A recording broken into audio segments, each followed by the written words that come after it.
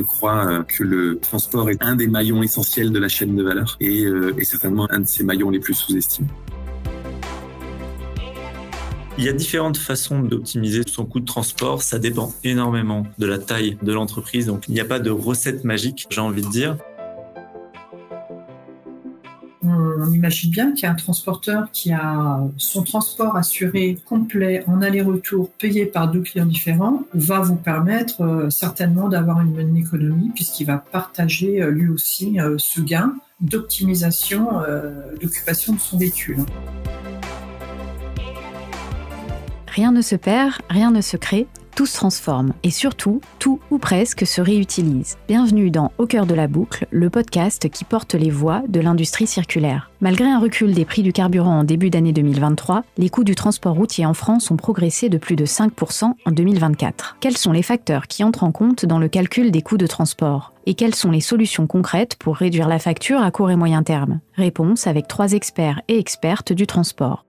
Thomas Larieux est directeur général d'Upply, une plateforme numérique dédiée au monde du transport de marchandises. Victor Gonzalez est président et cofondateur de Barry, une solution de réservation de transport développée par et pour les transporteurs, et DG de Goevia, une entreprise familiale de transport routier de marchandises. Enfin, Sandra Bachelard est Supply Chain Collaboration Manager au sein de Shep. Elle est en charge des programmes de collaboration transport et d'optimisation de la supply chain. À quoi ressemble le paysage routier français ? Quelles sont ses spécificités ? Laissons tout d'abord la parole à Victor Gonzalez. Moi, je dirais que le marqueur le plus fort du transport routier de marchandises en France, et ce qui a le plus d'impact dessus, c'est certainement le déficit de la balance commerciale française. La balance commerciale des biens affiche un solde négatif de 160 et quelques milliards d'euros en France, soit plus de 20% de déficit, ce qui induit une très forte présence des pavillons étrangers en France. Je crois que près de 40% de l'offre disponible aujourd'hui sur le marché du transport routier de marchandises en France est couverte par un pavillon étranger. Après, c'est 35 000 entreprises, un demi-million d'emplois. Ça ressemble à peu près à ce qui se fait chez nos voisins. Un marché où les entreprises françaises font face à la concurrence étrangère, mais pas seulement. Thomas Larieux nous présente une autre des caractéristiques du transport routier en France. La particularité du transport routier, c'est qu'on a une offre qui est très atomisée. On a quand même on a 8 entreprises sur 10 en France, mais c'est à peu près vrai aussi en Europe, qui ont moins de 10 salariés. On a 96% des entreprises en France qui ont moins de 50 salariés, donc qui sont des TPE ou des PME. Donc ça fait une offre qui est disponible, qui est assez contrainte aussi. C'est compliqué de racheter un nouveau camion, on l'a pas du jour au lendemain. Il y a aussi une pénurie d'un point de vue des chauffeurs routiers. Et donc, ce qui fait que c'est généralement les chocs de demande qui ont un impact directement sur le prix. Le marché du transport routier, par sa structure même, est vulnérable aux aléas. Et l'instabilité que nous avons traversée ces dernières années a fait augmenter la facture, comme le suggère Thomas Larieux. Juste après la période Covid, nous avons eu une très forte demande des entreprises qui avaient besoin de refaire des stocks. Là, les prix de transport routier ont été multipliés, on fait plus 12, 15, 20 ou 25% sur certaines lignes dans l'année 2022. L'année 2023, elle, a connu un retour à la normale, on va dire. On est revenu à des niveaux un peu plus bas, même si ces niveaux sont forcément plus élevés qu'il y a 3 ans, parce que la structure des coûts a augmenté. Victor Gonzalez partage cette analyse et précise au sujet de l'augmentation des coûts du transport. Tous les postes de coût des transporteurs ont été touchés. Bien sûr, le carburant, le matériel, le pneumatique, les péages. Mais je dirais ce qui a le plus marqué ces dernières années, c'est surtout l'envolée du prix du social, avec près de 20% d'augmentation des salaires des conducteurs. Quand on sait que le conducteur représente aujourd'hui 30% globalement du coût de revient d'un transport, c'est un vecteur important, d'autant plus qu'on s'approche d'une pénurie de conducteurs à l'échelle européenne. Il manque déjà plusieurs dizaines de milliers de conducteurs en France, plus de 100 000 conducteurs en Angleterre. Je crois que c'est pas loin de 750 000 conducteurs en Europe qui va manquer dans les prochaines années. Qui dit pénurie dit pression salariale, et donc c'est certainement un des postes de coût qui va continuer d'augmenter dans les prochaines années. Les salaires représentent plus de 20% du coût d'un camion qui roule. Quels sont les autres éléments à prendre en compte dans la balance des coûts ? Écoutons Thomas Larieux. 26% pour le carburant, et on a tous vécu, j'ai envie de dire, que ce soit les entreprises de transport ou nous-mêmes en tant que particuliers, la hausse des prix du carburant à la suite, donc après la période Covid et puis surtout avec la guerre en Ukraine et avec la Russie. Donc tout ceci a un impact direct sur le coût vraiment de possession et de transport. Et je laisse sur le côté toutes les autres charges qui peuvent être l'augmentation des péages, l'augmentation des assurances, de l'entretien des véhicules. Juste le post-entretien-réparation, ça a fait plus 13% sur les 2 dernières années. Le péage, plus 6% sur les 2 dernières années également. On récapitule. Salaire et carburant en première ligne, avec les péages, auxquels il faut donc ajouter les coûts de possession, à savoir l'assurance et l'entretien des véhicules. Mais ce n'est pas tout. Un autre paramètre est aussi à prendre en compte pour analyser le prix du transport routier, celui de la qualité de service, comme l'explique Victor Gonzalez. Il est indéniable que les coûts des transporteurs français sont supérieurs à ceux de la majorité de nos voisins européens, compte tenu de l'environnement des charges sociales qu'il existe en France. Néanmoins, la proximité, l'agilité, la qualité de service, le soin apporté aux marchandises, il y a énormément d'arguments qui, dans l'appréhension d'un coût complet, permettent d'appréhender objectivement les transporteurs français comme compétitifs face à la concurrence étrangère. Voilà pour ce premier tour d'horizon qui nous permet de comprendre les principales composantes du prix du transport routier. Mais si le marché du transport a fait face à des hausses des coûts, il a aussi amorcé des mutations sculptées par de nouveaux outils digitaux. État des lieux par Thomas Larieux. Oui, en effet, le transport de marchandises ou le secteur du transport de marchandises et la supply chain de façon globale est un peu à la traîne d'un point de vue transition digitale, pour être honnête. Ça a connu un énorme boom avec la période Covid, mais pour avoir discuté avec certains clients, et puis on a créé Apply pour ça aussi, certains clients qui gèrent des gros budgets étaient un peu choqués, on va dire, pour pas dire embêtés, de pouvoir prendre un Uber pour aller d'un point A à un point B, de voir le Uber arriver, d'avoir tout le track and trace et toutes ces informations-là, alors que le lendemain, ils allaient au bureau, ils achetaient 3 conteneurs avec 10 millions de marchandises à l'intérieur et ils avaient aucune idée de où était le conteneur, quand est-ce qu'il allait arriver, avec 1, 2, 3 semaines de retard. Et ça est en train de changer. Et on a vraiment de plus en plus d'outils qui permettent aujourd'hui de piloter, d'automatiser ce qui est automatisable et de vraiment gérer de façon automatique et digitale une supply chain au niveau international, mais même au niveau local, d'un point de vue transport routier, d'un point de vue même logistique d'entrepôt. Et tout ceci, je pense, c'est très important parce que ça permet de gagner du temps, gagner de l'argent et de prendre le virage écologique beaucoup plus efficace. Avis partagé par Victor Gonzalez.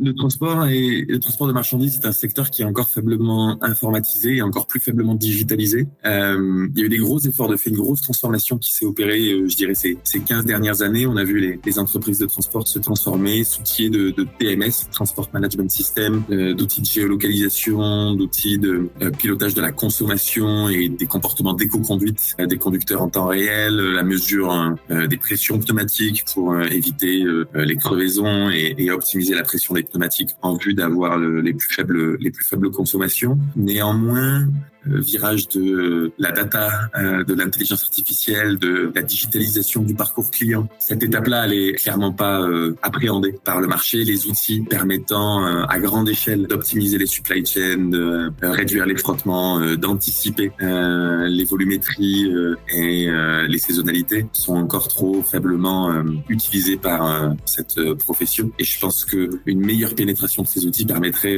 l'optimisation tant recherchée par tout le monde. Le marché, en plus de faire face à une hausse des prix, doit donc investir dans les nouvelles technologies. Un investissement pas toujours facile pour les transporteurs du fait de leur structure. La gestion du changement, elle est complexe. C'est une industrie qui a pas beaucoup de temps, qui a pas souvent des équipes projets dans les entreprises. Je disais tout à l'heure, 35 000 entreprises, la grande majorité ont moins de 10 véhicules. Quand on a moins de 10 camions, moins de 10 salariés, on n'a clairement pas une équipe projet qui est là pour piloter le changement, implémenter des logiciels et transformer les manières de travailler. Inflation, hausse des salaires, virage technologique, les acteurs du transport routier arrivent donc à un carrefour. Ils sont confrontés à des pressions multiples qui ont un impact fort sur leur santé financière. Dernier point de bilan, et pas des moindres, la nécessité de réduire son empreinte carbone face à l'urgence climatique qui se heurte à la réalité des flux logistiques. Résumé de Victor Gonzalez. Je crois qu'il y a plus de 40 milliards de tonnes kilomètres qui ont été parcourus l'année dernière en transport routier de marchandises. Il est illusoire de croire que quelques vélos cargo de péniche sur la Garonne et des trains qui circulent la nuit quand il n'y a pas de maintenance sur les voies ou quand il n'y a pas un train de passagers qui est prioritaire, qu'on va pouvoir le remplacer. Le transport routier doit se transformer, mais il est essentiel au bon fonctionnement de l'économie. Alors, comment faire face aux changements qui attendent le transport routier de marchandises ? Place aux solutions. Le transport routier est l'un des moyens les plus économiques d'acheminer des marchandises, mais ce n'est pas le plus écologique. Face à ce constat, des alternatives peuvent être envisagées. Explication par Victor Gonzalez. Le transport routier de marchandises est certainement le vecteur le plus économique, pas le plus écologique pour le moment, mais le plus économique dans l'effort de décarbonation que l'on doit tous entreprendre. Bien entendu, et qu'il est souhaitable que progresse le transport ferroviaire et le transport fluvial, notamment. Transport ferroviaire longue distance, transport fluvial partout où il est possible de le réaliser. Néanmoins, c'est deux moyens de transport qui sont moins agiles, moins fiables et pas toujours plus économiques. En ce sens, je pense que le transport routier a encore de beaux jours devant lui. Par contre, il va falloir faire un effort massif de décarbonation des flottes. Et quand on sait que le transport routier de marchandises ne réalise que environ 2% de résultats, il va falloir certainement que le marché offre la capacité aux transporteurs de se transformer sur ce périmètre de la décarbonation. Pour réduire sa facture de transport routier, faut-il chercher à parcourir moins de kilomètres ? Thomas Larieux précise. Donc, est-ce que c'est une bonne chose ? Oui. Est-ce que opérationnellement les solutions existent ? Pas totalement. Il y a plusieurs façons d'optimiser les émissions carbone et autres du transport routier de marchandises. Il y en a 3 principales, j'ai envie de dire. Il y a l'efficacité, l'optimisation et la densification de ce qu'il y a dans les camions. Alors là, ça passe directement par un changement de packaging, ça plus de palettes. On pourra y revenir dessus juste après. Il y a également le mix énergétique. Garder du camion, mais peut-être prendre d'autres carburants qui sont moins polluants, de l'électrique, de l'hydrogène. Et après, ce dont vous parlez, c'est directement, est-ce qu'on peut changer et passer sur d'autres modes de transport ? Donc là, c'est carrément une multimodalité. Aujourd'hui, il y a des alternatives en train qui existent, mais elles ne peuvent pas se substituer complètement. Déjà, le train, forcément, les rails sont, d'un point de vue géographique, ne vont pas partout. Les sillons, il y a plus de contraintes aussi qu'un camion qui part à peu près à n'importe quel moment. Et puis, dans tous les cas, on a besoin d'un pré- et post-acheminement pour ramener la marchandise sur un terminal de train. Donc, il y a beaucoup de choses qui sont positives et ça bouge énormément, honnêtement, actuellement. Par contre, voilà, c'est en cours et ça va prendre un peu de temps pour que tout ça se mette en place. Réduire donc, mais surtout optimiser pour rouler plus intelligemment ? Il y a différentes façons d'optimiser son coût de transport. Ça dépend énormément de la taille de l'entreprise. Donc là, il n'y a pas de recette magique, j'ai envie de dire. Ça passe par ce que plusieurs personnes connaissent, bien structurer des appels d'offres, bien structurer également sa supply chain, donc son organisation, son réseau, ne pas hésiter à les challenger. Ça passe également par du sourcing. Et là, il y a de plus en plus de plateformes de sourcing. Nous en offrons une, par exemple, qui permettent de déposer un besoin de transport et d'aller diffuser ça automatiquement à des dizaines, des centaines, des milliers d'entreprises de transport qui sont vraiment géographiquement spécialisées dans une région ou dans un pays ou dans un autre. Donc, c'est aller chercher ces entreprises et s'équiper d'un point de vue digital, essayer d'automatiser ce qui est automatisable. En résumé, il s'agit d'optimiser tous ces processus liés au transport en accélérant sa digitalisation. Victor Gonzalez complète. En considération pour calculer ses coûts de transport, c'est avant tout ce dont on a besoin, ce que l'on souhaite et quel compromis on est capable de faire. Est-ce que l'on souhaite travailler avec un prestataire local ou un prestataire étranger ? Est-ce qu'on souhaite travailler en direct avec un transporteur, avec une multitude de transporteurs ou confier sa supply chain à un organisateur de transport qui va prendre une marge mais organiser du coup les transports ? Est-ce que l'on souhaite livrer ses clients dans la journée, en 24 heures, en 48 heures ? Est-ce qu'on est capable d'anticiper ses demandes, de regrouper ses envois, de faire peser moins de contraintes sur le transport ? C'est ces sujets-là qu'il va falloir prendre en considération pour appréhender son coût de transport.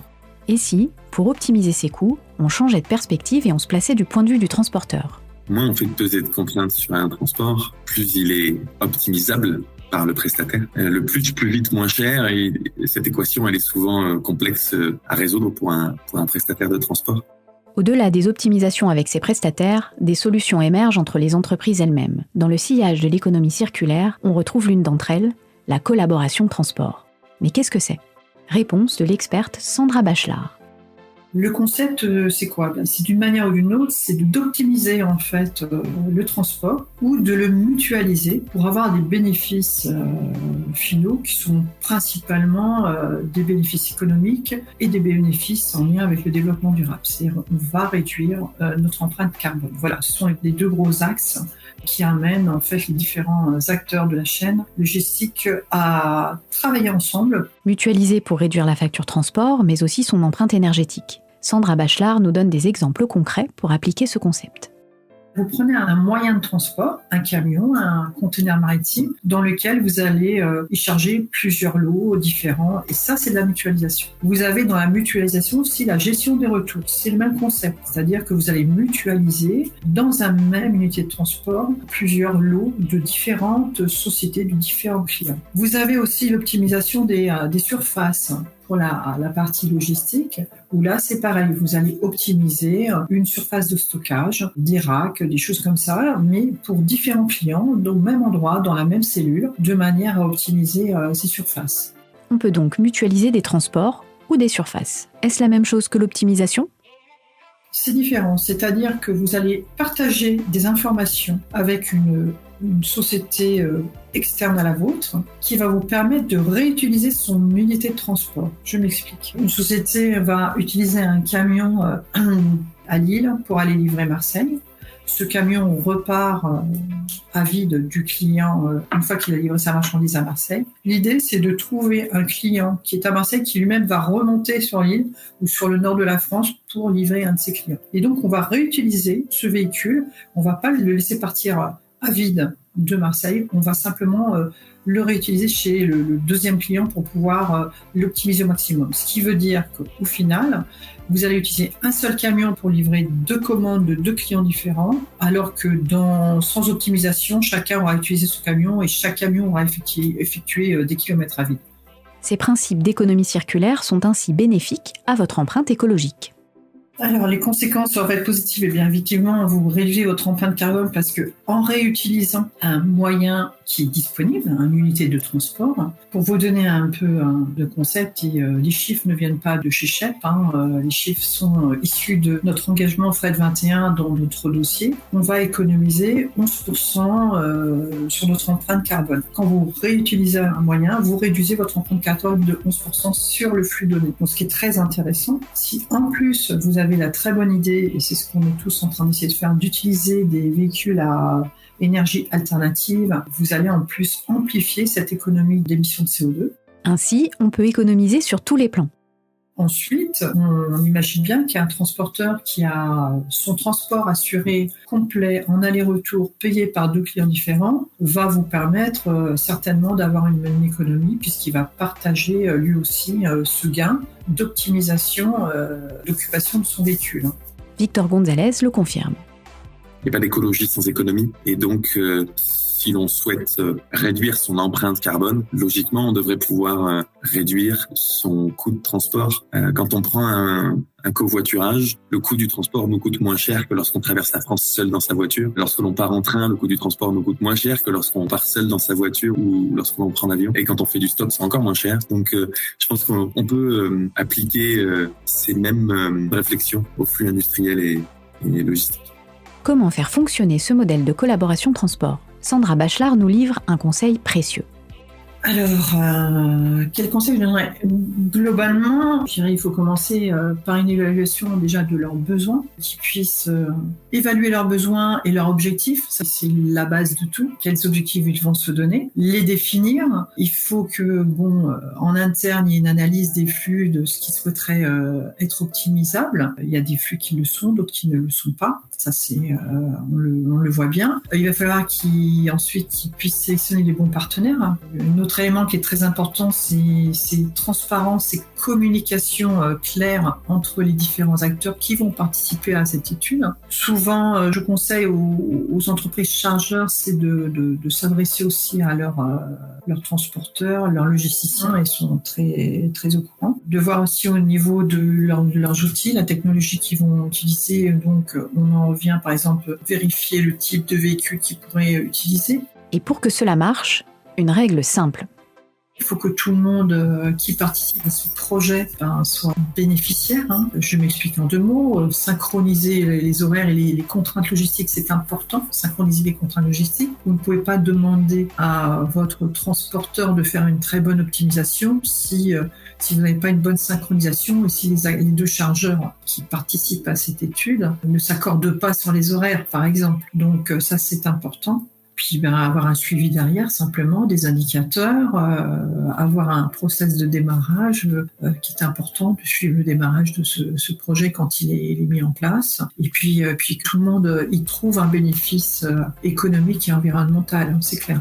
Comme dans toute boucle circulaire, un dernier ingrédient est essentiel pour que le modèle vous permette de réduire vos factures, les partenariats. Il s'agit d'envisager vos boucles de transport comme faisant partie d'un écosystème et de vous associer avec les autres acteurs. Mais où trouver des partenaires ? Vous avez toute la partie en fait marché, association, des clubs. On fait tous partie de ce type d'écosystème, et aussi tout simplement qui puissent aussi se renseigner auprès de leurs fournisseurs. Ils ont des fournisseurs de transport, ils ont des logisticiens qui eux-mêmes travaillent pour d'autres clients, donc ils peuvent les emmener sur ce type de réseau. Je dis globalement association, les clubs de chargeurs, simplement vos fournisseurs. Et les partenariats ne concernent pas uniquement les trajets, comme le souligne Sandra Bachelard. J'aspire la collaboration transport souvent à des mouvements physiques, c'est-à-dire mouvements de camions, des surfaces, donc des entrepôts, des choses comme ça. Mais il y a aussi toute la partie achat. Vous pouvez en fait mutualiser vos achats transport au sein d'une association, au sein d'un club, au sein d'un groupement d'industriels, parce qu'un de vos fournisseurs peut avoir cette démarche de vouloir vous permettre de rencontrer d'autres chargeurs. Vous pouvez avoir donc cette mutualisation d'achat. Dans cette mutualisation d'achat, vous pouvez aussi sélectionner des transporteurs qui sont soit engagés sur du développement durable ou labellisés, et là vous avez une forte démarche de limiter des coûts qui soient environnementaux ou économiques. Sur le terrain, la technologie est enfin une alliée de taille. Elle permet d'identifier ses futurs partenaires de collaboration transport. En fait, la société Shep, pour nos clients effectuent des déclarations et on a un suivi de tous nos actifs. C'est-à-dire que quand un client, je parlais d'exemple de Marseille et de Lille tout à l'heure, qui charge ses produits sur une palette Shep et les envoie à Marseille, on le sait de par les déclarations d'information. Toutes ces déclarations, on a au sein de l'entreprise, on a développé un outil que nous appelons le Matching Tool, et qui nous permet en fait de créer virtuellement en fait toutes les optimisations de flux inimaginables. C'est-à-dire qu'on a tous les flux de nos clients dans l'Europe entière, et cet outil, il suffit que je sélectionne un client pour être en mesure de lui dire Monsieur X, vous êtes en mesure de faire de la collaboration transport avec cette société.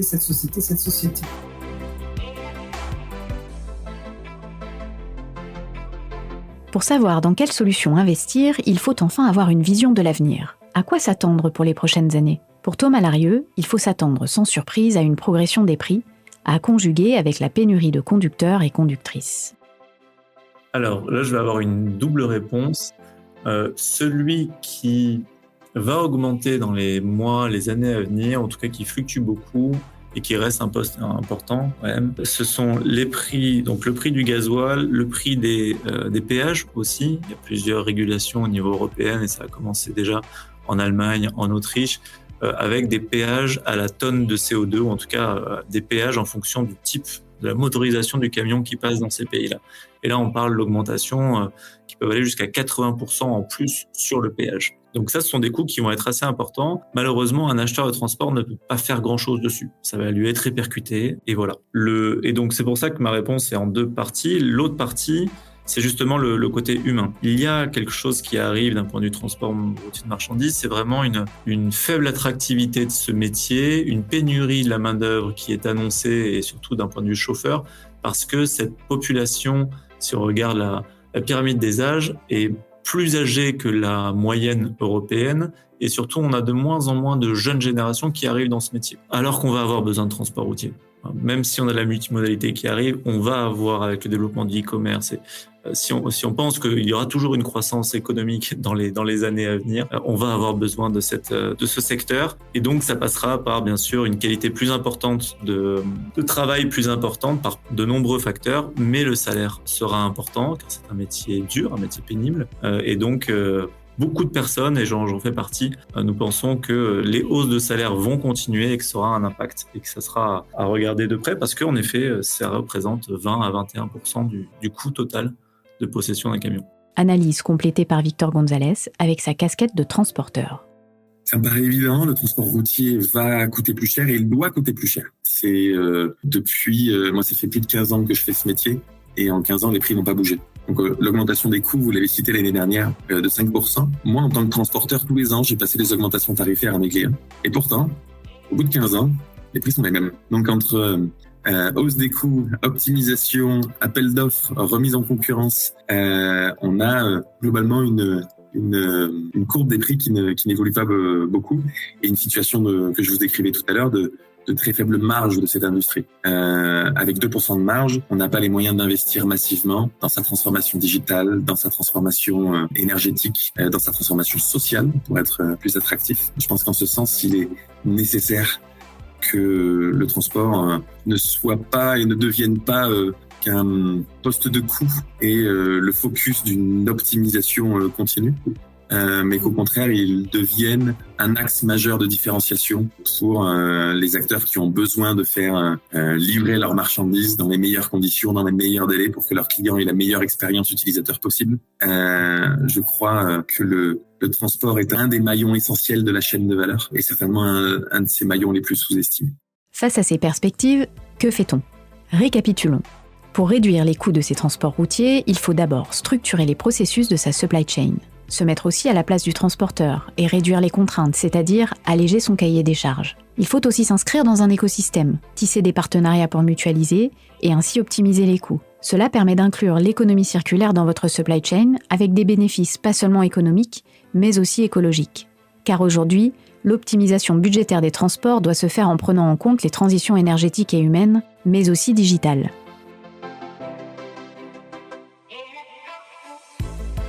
On laisse le mot de la fin à nos invités, qui ont chacun un dernier conseil.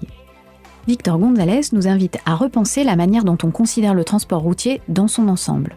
Le transport, il fait partie intégrante de la promesse des entreprises, de leur proposition de valeur. Leur promesse est tenue lorsque le transporteur a tenu la sienne et a livré correctement au bon moment, dans les bonnes conditions le client, pour conclure la transaction entre ces deux parties de la meilleure manière possible. Je conseillerais donc d'investir sur ce maillon de la chaîne de valeur qui est essentiel, qui est le dernier moment, le dernier instant d'une expérience client, d'une expérience utilisateur, et souvent, trop souvent d'ailleurs, un moment frustrant.